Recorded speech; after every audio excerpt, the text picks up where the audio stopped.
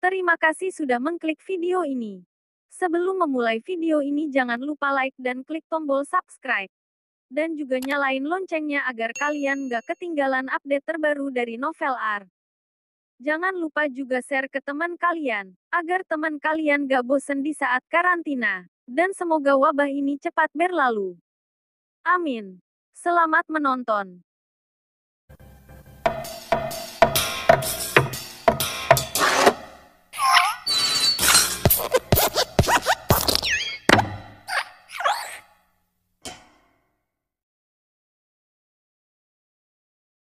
Elena, kamu jangan berbicara kembali. Mungkin di mata kalian Morphy tidak memiliki kelebihan apapun dan tidak pantas untukku.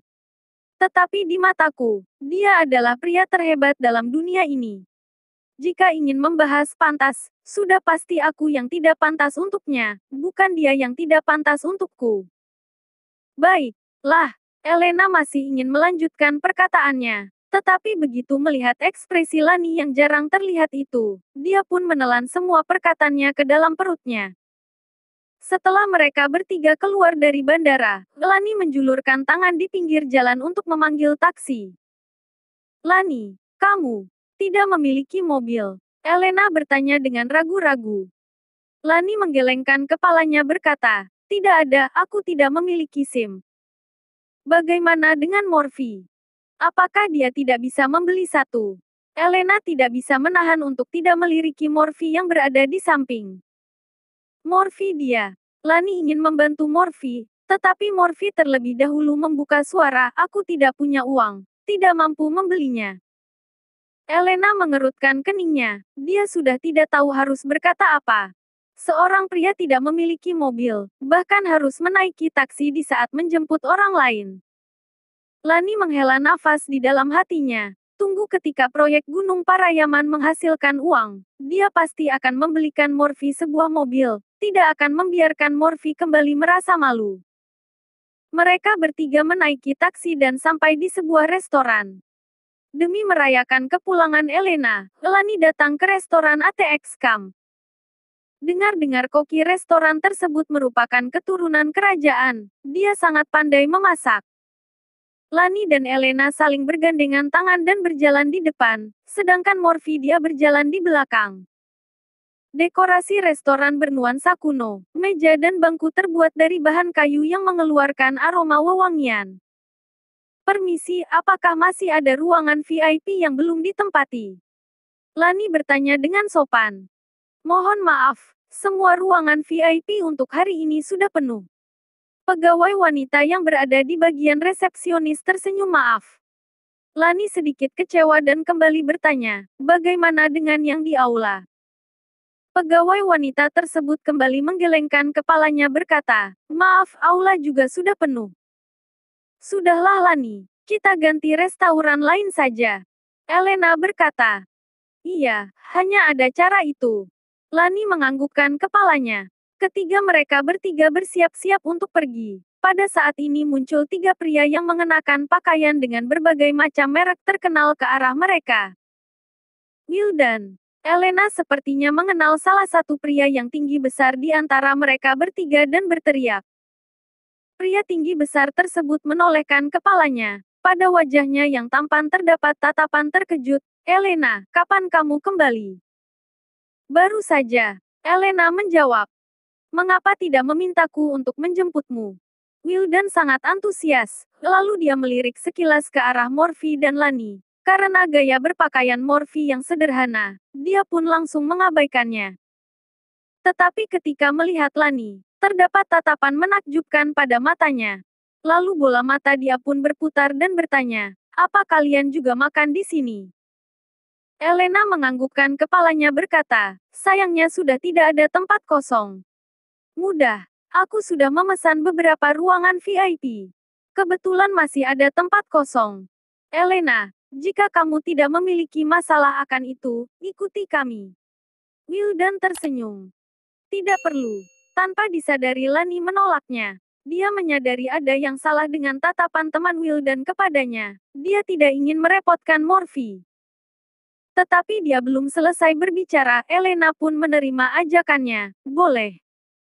Lani menatap Morphy dengan cemas. Dia seperti ingin mengetahui pendapat Morphy.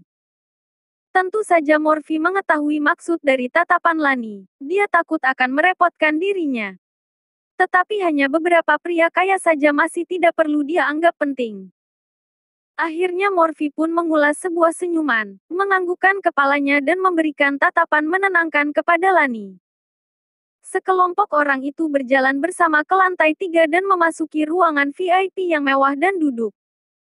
Wildan melihat sekilas ke arah Lani dan Morphy dan bertanya sambil tersenyum, "Elena, mereka berdua adalah..." "Nama dia adalah Lani, sahabatku." Elena berbicara dengan datar. Dia hanya memperkenalkan Lani tanpa mengungkit Morphy. Entah apa yang sedang dipikirkannya. Lani mengerutkan keningnya. Dia merasa tidak senang. Morphy tidak terlalu mempedulikannya. Kurang lebih dia sudah dapat menebak pikiran Elena. Dia palingan ingin memanfaatkan Wildan untuk memukul mundur dirinya. Hanya dapat dikatakan Elena sudah berpikir terlalu jauh. Lani. Tatapan Wildan semakin terang. Ini merupakan orang yang baru saja terkenal dalam kota. Rupanya Lani jauh lebih cantik dibanding apa yang dikatakan orang-orang. Seketika tatapan Wildan pun memanas. "Halo Nona Lani, aku adalah Wildan, Direktur Eksekutif dari Junsem Corporate." "Halo." Lani menjawab dengan sopan. Junsem Corporate merupakan perusahaan pengembang hotel. Pengembangan banyak hotel besar tidak terlepas dari Junsem Corporate. Beberapa hari yang lalu, Roy membuat sebuah pesta untuk Lani di hotel. Hotel ini merupakan salah satu hotel yang dibangun oleh Junsem Corporate. Dapat diperkirakan bahwa kekayaan bersih Wildan setidaknya paling sedikit adalah 1 miliar. Lalu Wildan pun memperkenalkan kedua temannya. Semuanya adalah orang kaya. Seorang pria kurus tinggi yang mengenakan kacamata bernama Ricky adalah putra dari kepala distrik kota bagian barat. Pria berbadan gendut yang sudah menatapi Lani sejak awal sambil tersenyum adalah Choki. Keluarganya memiliki usaha perhiasan. 3 toko perhiasan di bagian barat merupakan milik keluarga Choki. Setelah selesai memperkenalkan, Morphy melihat tatapan kedua orang itu semakin bertambah sombong. Wildan mengubah pandangannya ke arah Morphy. Melihat gaya berpakaiannya yang sederhana, dia mengira Morphy adalah seorang pengawal, supir atau sejenisnya. Tetapi dia ikut masuk ke dalam ruangan dan duduk bersama Lani dan Elena. Ditambah Elena yang tidak memperkenalkan Morphy, Wildan kurang lebih sudah dapat menebak status pria di hadapannya ini. Tetapi dia masih ingin memastikannya. "Kamu adalah..." Wildan berbicara sambil tersenyum. "Morphy." Morphy berbicara sambil tersenyum. Ekspresi Wildan tidak berubah. Tetapi di dalam hatinya, dia mencibir, memang benar menantu keluarga Kusuma yang tidak berguna itu. "Morphy." Choki menyipitkan matanya dan bertanya, "Suami dari Nona Lani?" "Benar." Morphy menjawab dengan tenang. "Dengar-dengar kamu menjadi seorang kurir pengantar makanan." Choki bertanya, tidak tahu apakah dia memiliki maksud lain atau tidak. "Kenapa? Apakah ada masalah?" Morphy tersenyum sambil bertanya balik. Choki menggelengkan kepalanya berkata, "Tidak apa-apa, aku hanya ingin bertanya berapa upahmu dalam sebulan." 4 hingga 5 juta, jika sedang baik dapat mencapai 6 hingga 7 juta. Morphy menjawab dengan jujur. "Haha, lumayan tinggi juga. Sudah dapat menyaingi setengah gaji pegawai di toko perhiasanku." Choki tertawa terbahak-bahak. Mendengar ucapan Choki yang memiliki maksud mengejek, Lani merasakan kemarahan yang tidak dapat ditahan. "Choki, toko perhiasan milikmu itu apakah masih membutuhkan orang? Jika masih membutuhkan orang, sebaiknya kamu bertanya pendapat kakak Morphy, agar dia bekerja di tempatmu." Ekspresi Wildan sangat ramah seolah-olah sedang membantu Morphy. Lemak di wajah Choki bergetar dan tertawa, "Butuh. Sangat butuh. Jika Morphy bersedia, aku akan memberikannya 15 juta, bukan 20 juta. 20 juta. Wildan terlihat sedikit terkejut dan melihat ke arah Morphy dan berkata, "Kak Morphy, aku berkata jujur." Upah yang dikatakan Choki membuat hatiku tergerak. Jika kakak Morphy tidak menolaknya, kamu bisa bekerja di tempat Choki. Semuanya saling mengenal, aku percaya Choki tidak akan menyusahkan kakak Morphy. Elena menatap Morphy dengan datar. Ini merupakan tujuan dia. Jika dia tidak dapat membujuk Lani untuk bercerai dengan Morphy, maka dia akan menyerang dari pihak Morphy. Dia ingin memanfaatkan tangan Wildan dan Choki agar Morphy sadar bahwa dia tidak berada di dunia yang sama dengan Lani. Sebaiknya mundur daripada dipermalukan. Morphy tersenyum datar. Berdua ini menjadi berakting di depannya. Aku berterima kasih atas niat baik Direktur Wildan dan Direktur Choki. Tetapi aku menyukai menjadi kurir pengantar makanan. Aku tidak dapat bekerja di pekerjaan berat seperti toko perhiasan ini. Morphy menjawab dengan asal. Elena menjadi marah melihat ekspresi Morphy yang tidak peduli tersebut, memang tidak tahu diri. Jelas-jelas mengetahui dirinya tidak pantas untuk Lani, tetapi dia tidak ingin melepaskan Lani. Kakak Morphy merendah, kakak Morphy bisa menikah dengan wanita cantik seperti Nona Lani. Bagaimana mungkin tidak bisa bekerja di toko perhiasan? Wildan berkata, kakak Morphy, Nona Lani begitu cantik dan pekerja keras. Dalam umur begitu muda dia sudah bisa menjadi penanggung jawab proyek Gunung Parayaman. Jika orang lain mengetahui suami Nona Lani adalah seorang kurir pengantar makanan, sepertinya harga diri Nona Lani akan jatuh. Choki tersenyum. Makna di dalam perkataannya terdapat nada mengejek. Harga diriku turun atau tidak apa urusannya denganmu. Lani berkata dengan dingin. Dia tidak tahu mengapa Morphy begitu baik. Jika menjadi dia yang sedang diejek oleh Wildan dan Choki, sepertinya dia sudah membanting pintu dan pergi sejak awal. Choki berkata sambil tersenyum, Nona Lani, jangan marah, aku hanya bercanda. Lani mendengus dan tidak lagi mempedulikan mereka. Seketika suasana di dalam ruangan VIP menjadi canggung. Tidak ada yang menyangka ternyata Lani begitu melindungi Morphy. Elena menghela nafas, dia menyadari dirinya sudah merendahkan ketebalan wajah Morphy, dan lebih merendahkan rasa suka Lani kepada Morphy. Aku pergi ke toilet. Elena perlahan-lahan beranjak, dia perlu keluar untuk menenangkan dirinya. Setelah Elena keluar, dia mencuci muka di dalam toilet. Ketika ingin keluar, datang seorang pria botak dan gemuk dengan rantai emas besar pada lehernya. Aroma arak menusuk hidungnya, Elena pun mengambil langkah sedikit ke kiri. Tetapi entah bagaimana, pria itu datang ke arah Elena dan memegang Elena. Elena dengan ekspresi dingin menendang perut pria tersebut. Pria tersebut mundur 2 langkah akibat tendangan Elena. Dia tidak marah melainkan tersenyum, hehe, kencang juga tenagamu. Menjijikan. Elena mengutuk pria itu dan bersiap-siap untuk membalikkan badannya dan pergi.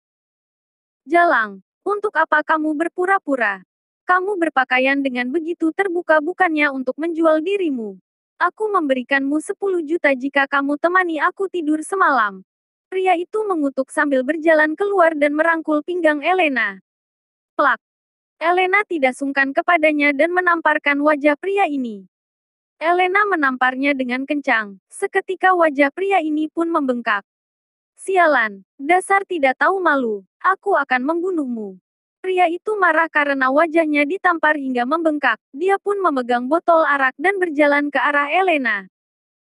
Pada dasarnya Elena adalah seorang wanita. Dia tidak pernah melihat kejadian seperti ini. Dia pun menjadi panik melihat seorang pria yang memegang botol arak kepadanya hingga dia lupa untuk menghindar. Dia hanya bisa menatap botol arak itu mengenai kepalanya. Elena pun menutup matanya, tetapi botolnya tidak mengenai dirinya seperti perkiraan dia. Elena pun membuka matanya dan melihat sebuah tangan yang menahan botol arak agar tidak mengenai dirinya. Pemilik dari tangan itu adalah Morphy. Setelah beberapa saat, Elena baru menyadari ternyata dirinya sudah ditolong oleh Morphy si tidak berguna itu. Morphy merebut botol arak dari pria tersebut dengan pelan. Kamu sudah mabuk. Morphy melihat sekilas ke arah pria tersebut dan berkata dengan datar. Mabuk apanya? Pria tersebut sangat marah. Tanpa berbasa-basi pun mengarahkan sebuah pukulan ke arah Morphy. Morphy menggeleng kepalanya, dan menendang betis pria itu. Pria itu terjatuh, hidungnya menabrak lantai. Elena tersenyum. Pria tidak berguna ini ternyata memiliki kemampuan seperti ini. Elena, kamu kenapa? Pada saat ini terdengar suara Wildan dan Choki yang berlari kemari. Pria busuk ini ingin melecehkan aku. Dia menunjuk pria yang berada di lantai dengan dingin. Terlihat kilatan marah dalam tatapan Wildan. Elena termasuk tamunya. Pria busuk ini jika benar melecehkan Elena, maka sama seperti memukul wajah dia. Brengsek. Wildan melangkah maju dan menginjak punggung tangan pria tersebut. Kretek. Pria itu menjerit histeris, tulangnya sudah hancur akibat injakan Wildan. Kamu bahkan berani melecehkan Kak Elena. Kamu benar-benar tidak tahu mati ya. Choki juga berjalan kemari dan menendang wajah pria itu selama beberapa kali. Setelah dipukul dan ditendang, pria menyedihkan itu hanya dapat bernafas tanpa bisa berbuat apa-apa. Morphy mengerutkan keningnya. Perlakuan beberapa orang ini terlalu berlebihan. Mereka ingin membunuh pria ini. Lihat pakaian pria ini. Semuanya bermerek. Sudah pasti bukan orang biasa-biasa saja. Jika benar-benar terjadi, sepertinya Wildan dan yang lain akan mendapatkan masalah. Sudah cukup, jika kembali memukulinya, dia akan mati. Morphy berniat baik mengingatkan mereka, bukan karena dia bersimpati kepada pria berkalung emas itu melainkan jika pria itu meninggal, dia dan Lani juga akan terseret masalah. Apa yang sedang kamu takuti? Jika mati pun, kami tidak minta pertanggungjawabanmu. Choki melirik sekilas ke arah Morphy dan berbicara. Tidak perlu membahas jika tidak meninggal, jika benar meninggal pun aku juga dapat menenangkan masalah ini. Pria tinggi kurus bernama Ricky berbicara dengar datar, dalam ucapannya terdapat keyakinan yang sangat kuat. Morphy menggelengkan kepalanya dan tidak lagi bersuara. Elena menghela nafas di dalam hatinya. Dengan tidak mudah pandangan dia kepada Morphy sedikit membaik tetapi kembali sirna. Nyali Morphy terlalu kecil, tidak terlihat seperti pria. Sudahlah, kita kembali saja untuk makan. Elena berbicara. Baik, ikuti perkataan Kak Elena. Choki kembali menendang kaki pria itu sambil tersenyum. Beberapa orang itu kembali ke ruangan VIP dan duduk. Wildan kembali melihat ke arah Morphy dan berkata, jika kamu takut, kamu bisa pulang terlebih dahulu. Morphy tersenyum tanpa bersuara. Cara Wildan ini sangat kekanak-kanakan.